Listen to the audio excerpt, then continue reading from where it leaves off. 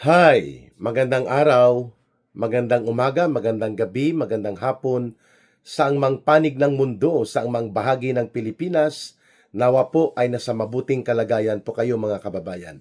Kasama niyo po ngayon si Ka Eric muli para sa ating video analysis at video talakayan. Mga kababayan, kamakailan lamang ay umugong po itong pangangailangan ng hatol na bitay o yung hatol na kamatayan na para maibalik para sa mga heinous crimes o yung mga capital offenses kagaya po ng rape, kidnap for ransom, pati po yung arson o yung destructive arson at pati na ang malawakang pandarambong at pangungurakot sa pundo ng bayan. At ito po ay umani ng samot-sari at iba't ibang mga pananaw at paninindigan. Siyempre, ang tradisyonal na simbahan katolika ayaw nila nang maibalik muli ang hatol na bitay o kamatayan para sa mga nagkasasagawa o nagiging involved sa pag-commit ng tinatawag na heinous crime o capital offenses. Lalo na ngayon, mainit ang talakayan hinggil dito sa usapin ng monumental, massive restoration of plunder and corruption in government. Lalo na ang pagkawala nitong more than 1 trillion pesos na pundo para sana sa flood control projects and many more. At lahat ng ito ay nangyari po sa ilalim ng gobyerno ni Marcos at Romualdez. Sa tingin po ng mga mamamayan ngayon, napapanahon at nararapat na maibalik muli ang hatol na kamatayan o bitay. Sa kadahilan ng magkakaroon dapat ito ng tinatawag na pagsampol. Dapat may masampulan. Dapat may maipakita that we are serious in implementing the rules of law and we are serious to punish criminals. Lalo na po itong mga kagaya nila Saldico, itong kagaya nila Romualdez, at of course ni Marcos. Pabalik-balik lang po ang pagnanakaw at malawakang pandarambong na ito sa kaban ng bayan. Kung kaya po, nung nakaraang linggo, binitay po, I think by firing squad, binaril po, ang naging dating Minister of Agriculture o Secretary of Agriculture sa bansang China. Ito po ay kasunod ng kanyang panloloko sa mga mamamayan, lalo na doon sa supply ng agriculture at mga suporta para sa pangangailangan ng mga magsasaka, mga industriya sa agrikultura sa China. So dahil sa panluloko na ito, nalugi ang maraming mga agricultural communities at hindi natugunan ang ng kanyang panunungkulan ang pangangailangang maiangat ang sitwasyon ng kanilang sektor sa agrikultura. At nang mag-imbestiga ang central government ng Communist Party of China, napatunayan ang kanyang pag-abuso at ang kanyang pagpapabaya sa kapangyarihan at otoridad na ibinigay sa kanya. Bitay po ang ginawa sa kanya. Ganito din po ang ginawa sa Saudi Arabia doon sa mga na-involved sa pagnanakaw, even hindi public fund. Basta nagnanakaw, binibitay o pinuputulan ng kamay. Ganito din po ang ginagawa sa North Korea. Sa Vietnam po, mabilis din ang kanilang pagkakaroon ng hustisya. Even dito sa Singapore, may hatol po ito na bitay at kamatayan.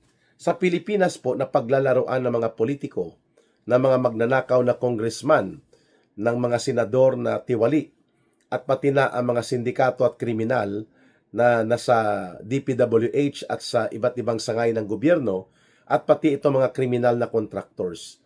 Sapagkat hindi po sila nabibigyan ng kaparusahan. Nalulusutan po nila, may mga nakukulong na mangilan-ngilan, pero hindi po na ipapakita na buhay ang kabayaran kapag ikaw ay lumabag sa mga kabutihan ng mga mamamayan at ginawan mo sila ng hindi ka nais-nais at mapangwasak na uri ng krimen, kagaya po nitong nagaganap at naibulgar ngayon na pandarambong sa kaban ng bayan. Mantakin po ninyo si Saldico ay tumakas lang, pinatakas, the correct term, nila Marcos at Romualdez, subalit buhay happy life. Enjoy pa rin niya ang kanyang mga dinambong na kayamanan sa Paris, sa Spain, sa Portugal, sa US. Parang nagtutour around the world pa itong kolokoy na si Saldico, no? At yan ay dahil wala pong political will. Walang seryoso at tamang paninindigan ang gobyerno sa kasalukuyan. At sila din po ang nagpatakas dito kay Saldico sapagkat si Saldico ay isa po sa mga tinatawag na chief executioner or matador at tagakatay ng pondo sa pamamagitan ng pandaraya at pang-iistapa sa budget process. Ang mga insertions, realignment, unprogrammed items, lahat po yan ay si Saldico ang naging chief executioner ni Marcos at nila Romualdez, dahilan na pinatakas po nila ito. Pangalawa, bakit po napapanahon at nangangailangang maibalik itong death penalty o itong hatol na kamatayan at bitay sa Pilipinas? Sapagkat kailangan po ito na magiging bahagi ng ating kultura ang tinatawag na highest form of retribution. May kabayaran ang iyong ginagawa, no? Commensurate sa iyong kasalanan at sa iyong ginawang mapangwasak at hindi ka nais-nais at kontra sa mamamayan na mga krimen o mga gawain, may kabayaran. So the sense of retribution and the sense of justice will be stronger kung ang hatol na kamatayan po ay magsisilbi na reminder na talagang magbabayad ka ng pati ng buhay mo kapag ikaw ay naging isang posakal at karumaldumal na kriminal, hindi lamang sa pagpatay, hindi lamang sa panggagahasa, hindi lamang sa pagbibenta ng droga o ng mga pangwasak sa kabataan at sa buong mamamayan na uri ng krimen, kundi kasama dyan ang pagwasak mo sa buong lipunan at sa buong bayan sa pagnanakaw sa mga pundo at kaban ng bayan na para sana sa kaunlaran at ikabubuti ng buhay at ng buong lipunan ng mamamayan. Ayan. So, sa tingin ko po mahalaga ito na lesson o aral na gustong ibahagi sa atin sa modernong panahon na mga bansang mayroon pong strong rule of law, strong government leadership, at mayroong matino na direksyon ng kanilang pamamahala. Kagaya po ng ipinakita ng bansang Singapore under the system na kanilang na-adapt, no, na sa pamamagitan ng pamumuno for more than 2 decades ni Lee Kuan Yew, ay nabuo po ang tinatawag na system of meritocracy. Ang pagpasok sa gobyerno at ang pagiging tagapaglingkod o member ka ng parliament o ng government ay nakabatay sa iyong merits, sa iyong record, sa iyong kasaysayan, hindi sa iyong pamilya, hindi sa iyong koneksyon, hindi sa pandaraya. And that is one example na kailangang gawin sa Pilipinas, na baguhin ang orientasyon ng bureaucracy. Baguhin po ang direksyon ng pamahalaan at reformahin ang sistema ng pagpasok ng mga empleyado, ng mga mayors, ng barangay officials, ng mga vice mayor, vice governor, governors, board members, hanggang sa mataas na mga antas ng panglipunan at panggobyerno na posisyon, dapat nakabatay sa merits, hindi po sa katarantaduhan, at pati na po ang pagdissolve at pagbabago ng COMELEC, sapagkat naging sindikato na mismo ang COMELEC. At yan ay mainam na dapat pag-aralan sapagkat kung hindi gagawin yan, mauulit at mauulit lamang po ang nangyayaring ito sa tinatawag nating culture of corruption and plunder. Sapagkat walang napaparusahan, wala pong naipapakita na konkreto na mga aksyon na pwede kang hulihin, pwede kang mapakulong at pwede kang bitayin. May ilan lang po na mga nakukulong at nahuhuli, pero sa kadalasan po nakakapagpiyansa, nakakalabas, at marami sa kanila ay hindi napaparusahan. At karamihan dyan ngayon ay umuulit lang ang kanilang involvement dito sa pandarambong. Just like what Marcos and his family did for more than 20 years or for almost 20 years rather, na sila ang nasa poder simula noong 1960s to 1980s. Mga 20 anyos salos na pinaghari-harian nila Marcos ng tatay niya at ng pamilya nila ang buong gobyerno, ang buong bansa. At sila nga po ay naituro na pinakamalaking mga pamilya ng magnanakaw o nagnakaw sa kaban ng bayan. And yet, dahil po sa maiksi ang ating memory of sense of justice and sense of retribution, nakabalik itong kulukoy na si Marcos bilang presidente. At ito ngayon ang nangyayari sa atin. Isang presidente na walang alam sa pamumuno at pamamahala, isang naging presidente na involved sa track record ng pandarambong kagaya ng binabanggit ngayon ni Governor Chavit Singson, na ito palang si Bongbong Marcos Jr. ay kumpirmado na nakasuhan. Subalit malamang na ariglo lang hinggil dito sa pork barrel scandal na kinasasangkutan niya noon with Janet Lim na pulis in the amount of 205 million pesos na kanyang pork barrel or congressional fund or senatorial Senate fund, kay senador na siya during that time, no? Senador siya, mayroon silang tinatawag na congressional share of allocation for projects. Sa kanya, pinalusot niya at dinambong according to report as presented by Governor Chavit Singson, at ito din po ang binabanggit ng dating Executive Secretary ni Marcos Jr. na si Vic Rodriguez, na talaga po palang totoo na na-involve ito si Bongbong Marcos Jr. when he was still a senator dito sa maanomalya at pagnanakaw at pagpapalusot at pangungulimbat sa pundo ng gobyerno gamit ang kanyang congressional allocation bilang senador, at na-involve dito nga sa iskandalo ng 205 million pesos na papalusutin na pundo. And that was more than 10 years ago or more than 15 years ago. Ngunit hindi ito masyadong na-highlight dahil nga po na-manage nila ang media, hindi masyadong bumukol, at ito kaya ang dahilan ng kung bakit mataas at malalim ang kanyang sinasabing utang na loob kay Martin Romualdez, at ito ang dahilan din na hindi siya makapalag sa kanyang asawa sapagkat ang umariglo nito sila Martin Romualdez at si Lisa Araneta ayon sa ulat na pumapasok. So kung ganyan ang mga leader na pumapasok sa gobyerno, hindi sa batayan ng merits, kundi sa batayan ng kanilang track record dapat, at hindi rin sa batayan ng kanilang kasaysayan, edi kung ang kanilang pagpasok ay dahil sa dinastiya, dahil po sa pagiging pamilya nila ay na-involved na sa politika for 50 years, for 40 years, for 60 years, at naipapasa-pasa na lang sa generations nila, wala pong mangyayari sa Pilipinas. At kapag hindi rin tayo nagkaroon ng punitive and corrective components sa ating justice system, kagaya ng restoration of retribution like death penalty, no? At pinakamataas na kaparusahan ng bitay at kamatayan, hindi po matututo sa karanasan at kasaysayan ang mga Pilipino.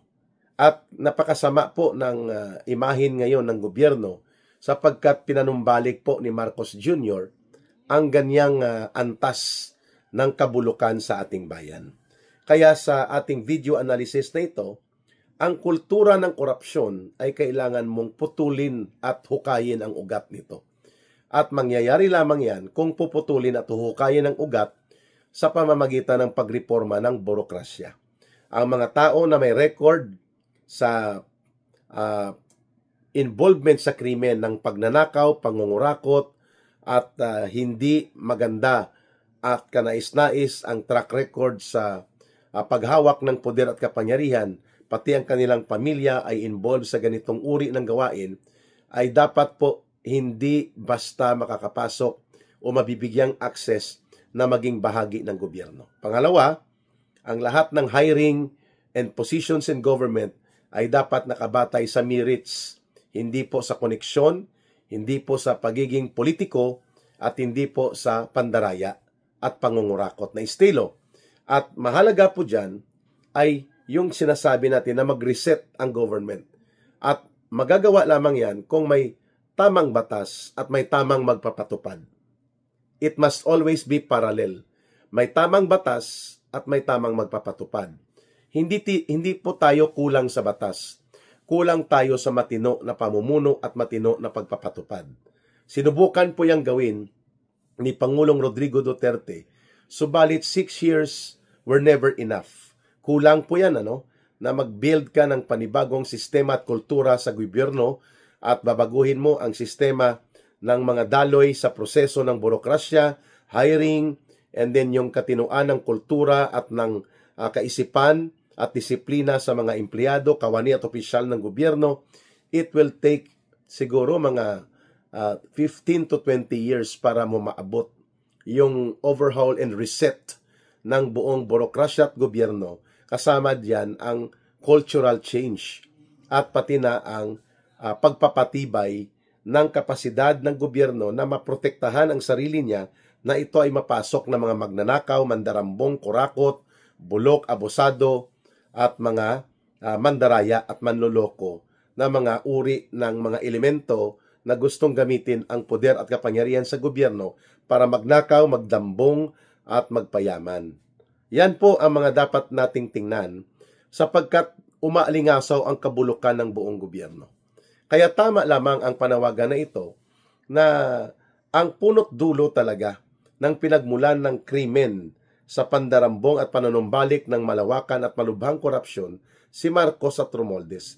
Ginamit nila ang bilyon-bilyon to trillion of pesos ng pondo para mamili ng artificial loyalty, manuhol ng mga politiko, manuhol ng mga gobernador, congressman, mayor, manuhol ng mga congressman, at pati na po ang pagpapayag nila na lahat ay maging happy para ang burokrasya ay nakasilbi sa political interest ni Marcos at nila Romualdez, hindi sa interest ng pagsulong ng kabutihan ng mga mamamayan.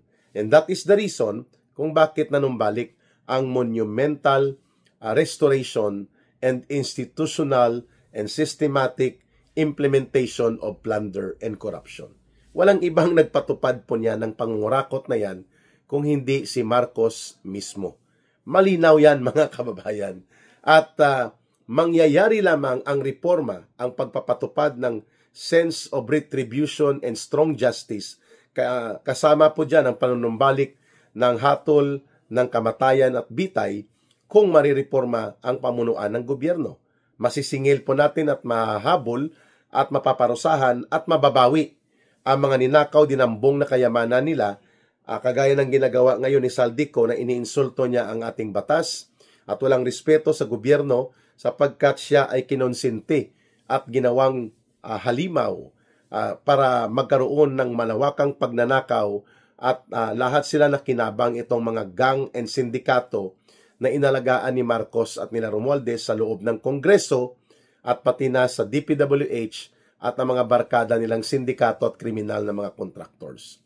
All of this, walang ibang pinatutunguhan kung i-triangulate mo po ang bigat ng mga pananagutan. The triangulation, kahit saang anggulo mo po ililipat, papunta pa rin po ang dulo at punto kay Marcos at kay Romualdez. Because all authorities, all powers na dapat pwede mapigilan ito at huwag ipapalusot ang sindikato na budget for 3 cycles, insertions, realignment, and unprogrammed items, alam lahat ni Marcos. Sapagkat nag-uusap din sila nila Romualdez, nagko-coordinate sila, at hindi lang isa kundi 3 beses nilang ginawa. Sa loob ng 3 taon na nandyan siya, every year, pinapalusot niya ang hundreds of billions of pesos na hindi nakaprograma sa National Expenditures Program. Nirealign at ginawang sindikato at pang-istapa at ninakawan ng sariling gobyerno ang pundo na para sa taong bayan, ninakaw niya mismo. Sino po ang gumawa ng disenyo? Sila Marcos at Romualdez. Sino ang nagpatupad? Sila Saldico at mga kurakot nilang kasama na mga kongresista at ilang mga kasabwat na senador. At sino ang nag-execute on the ground para makuha at makubra, makupo at manakaw at madurubo nilang pondo? DPWH. Yan pa lang nakita natin. Flood control projects pa lang. Hindi pa natin pinag-usapan ng Department of Agriculture na may mga farm-to-pocket roads. May mga ghost projects din yan, no? Farm-to-pocket kasi walang farm. May farm, walang road. Ang road na sa pocket, kaya farm-to-pocket road projects, no? Malinaw na hindi po ito isolated. Ito ay systematic, ito ay institutional, ito ay monumental restoration of plunder and corruption. At dapat nating alalahanin na habang nandyan si Marcos at si Romualdez at ganito ang uri ng sistema ng panggobyerno natin, itong reforma sa batas, reforma sa hustisya, reforma sa kultura at proseso ng gobyerno sa pamamagitan po ng pagpapatupad ng paghabol, ng mapanagot, maparusahan, at mabawi na rin po ang mga dinambong na kayamanan by the hundreds of billions at ang iba trillions of pesos na nga sa flood control project pa lamang, hindi mangyayari yan hanggat nasa poder si Marcos at si Romualdez. Because they are going to prevent and they are going to make sure na hindi sila aabutan ng hustisya at pananagutan. And that is why na kalokohan lang po ang ano pa mang gagawin dyan na ICI na yan or Independent Commission on Infrastructure, lahat yan po ay extension at kontrolado nila Marcos bilang part ng kanilang maneuvers, part ng kanilang gimmick at ng kanilang damage control para lang kunwari may ginagawa upang hindi sila lumabas na sila talaga ang nagko-cover up, sila talaga ang nangungonsinti sapagkat ang punot dulo na pinagmulan ng krimen ng kahindik-hindik at karumaldumal na pandarambong at pangungurakot nagsimula kay Marcos at kay Romualdez sa pamamagitan ng kanilang disenyo na payagan po ang mga insertions na ginagawa ng mga sindikatong congressman na kaalyado nila at ilan pang mga politiko at ibababa sa DPWH at gagamitin nila ang mga agencies of government even dyan sa DSWD. Ito mga AKAP, AX, MAX, tupad na ito, everything of this ay bahagi yan kung paano durubuhin ang pera at gamitin upang mamili ng political loyalty dahil takot na takot itong si Marcos at si Romualdez na sila ay mapapalaya sa poder at baka hindi na nila masustain ang poder at kapangyarihan pagkatapos ng termino ni Marcos sa 2028. It all started with their ambition na kontrolin at higupin ang pondo upang gamitin sa pagmonopolyo ng poder at kapangyarihan. Yun, mga kababayan, kaya sa tingin ko po, nararapat at ay sumasang-ayon ako sa pananaw ng mayoriya ng mga Pilipino na napapanahon at nararapat na ipatupad ang hatol na bitay at kamatayan at kailangan kasabay ito sa pagreforma mismo sa burokrasya at buong sistema ng gobyerno, including ang pamumuno sa pamahalaan na matino at maayos. Na ipinakita kung paano yan sinimulan, hindi lang na kumpleto, hindi man perfecto, pero napagsimulan yan sa panahon ng former administration ni dating Pangulong Rodrigo Duterte. So sana po magsilbing aral ito sa ating lahat that when the people tolerate and become not concerned anymore, no? Apathetic ang tawag diyan, no? Parang walang pakialam na ang taong bayan sa kung ano man ang abuso na nagaganap na ginagawa ng mga opisyal ng gobyerno, lalo na ang matataas na mga opisyal ng gobyerno, ang mga mamamayan pa rin po ang babalikan ng bigat ng impact kung bakit ang ating bansa hindi umaangat. Nandyan po tayo sa pinakakurap na gobyerno in the top 10, pasok po tayo sa buong mundo sa top 10 na pinakakurakot na bansa for the last 3 years ni Marcos Jr. And in terms of development and program for social development and economic upliftment, tayo po ay kulelat. Sa mga bansa sa buong Asia-Pasipiko, nasa kulelat po tayo. Nasa lower bottom level tayo. Samantalang ang mga karatig bansa natin patuloy ang pag-angat, patuloy ang pagiging matino ng kanilang lipunan at maayos na pag-unlad ng kanilang ekonomiya at buhay ng kanilang mamamayan at ng buong lipunan. Patuloy naman tayong nagugumon sa kaguluhan at pagkalugmok sa ekonomiyang krisis dahil it all goes back to governance. And what we are seeing right now, anong nakikita natin? Marcos and Romualdez made the country suffer a failed government and a failed state. Walang gobyernong matino, kaya walang matinong direksyon na pinapapuntahan ang ating buong bayan. Lugmok, miserable, krisis, at patuloy po tayong nagkakawatak-watak. dahil walang matino na pamunuan na umiiral sa ngayon nang pumasok ang gobyerno ni Marcos at Romualdez. And the only way for us to redeem our country and redeem our people and our nation is baguhin ang pamunuan sa gobyerno sa mapayapang pamamaraan, subalit sa sama-samang pagkilos ng buong taong bayan. At yan ang kasaysayan na gusto nating daluyan, sapagkat yan ang ating magiging pamana na aral at karanasan sa mga henerasyon na susunod sa atin. Maraming salamat sa inyong pakikinig at pagsubaybay sa Ka-Eric Video Analysis at sa inyong pakikipagkaisa na palakasin, palawakin pa at lalo pang maging dynamic ang ating Ka-Eric Celis YouTube channel. Almost 78,000 na tayo, maya-maya lang, at mabilis po ang paglawak ng ating subscribers. Okay na rin po at medyo tuloy-tuloy na ang pag-angat ng viewership natin, at yan ay dahil utang na loob ko sa inyo. Sa inyong pagsusumikap na tulungan si Ka-Eric na lumakas at lumawak ang ating channel sa YouTube at maging engaging and dynamic din ang ating simultaneous live sa Facebook at sa YouTube tuwing alas 9:15 ng gabi, and then may upload video tayo para naman po sa ating mga video analysis. At sa gustong tumulong naman sa ating gawain sa Bangon Sambayanan, don't forget na may linya po tayo of support, no? GCash line yan at coordination line na rin po. You can send whatever support that you may help, at you can help and you may willingly help sa numero po na 0916-308-7710. Ulitin ko po, 0916-308-7710. Kay Langging po yan, o Rohilda Celis, wife ko po yan. At kasama po natin siya sa ating pagtulong na isulong po ang pagmumulat, pag-oorganisa, at pagpapalakas ng kolektibong pagmumulat at pagkilos ng mamamayang Pilipino. Kaya binuo natin ang Bangon Sambayanan People's Movement with Ka-Eric.